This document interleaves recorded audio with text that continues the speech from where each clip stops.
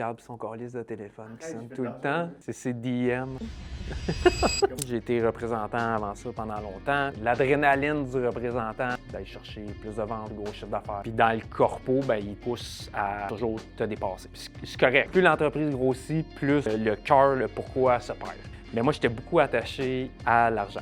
Je faisais des heures de fou, puis juste avant mon burn-out, dans le fond, je voyageais une semaine sur deux à peu près. Puis je me retrouvais à travailler tout le temps, parce que quand tu es à l'hôtel, t'as rien d'autre à faire que de travailler. Après ça, décalage horaire, je travaillais le soir. La pression de produire, t'as ton employeur qui pousse parce que lui, il voit les chiffres. Puis à un moment donné, ben, il y a comme plus rien qui marche. Avant que ça flanche pour vrai, j'arrivais au gym, je me sortais une vidéo là, de motivation d'autoflagellation. Là, je sortais du gym puis je broyais dans le char. C'est parce que tu t'habitues à, tu sais, la vie c'est pas facile, faut que tu travailles fort, puis si tu veux atteindre des grosses affaires, faut que tu pousses puis tout. Mais la société est très difficile à te donner la bonne mesure de se dépasser puis de pousser assez sans se brûler. Puis ben moi je l'ai outrepassé jusqu'à ce qu'un matin, j'étais juste plus capable de travailler. J'ai juste ouvert mon ordi puis je broyais encore.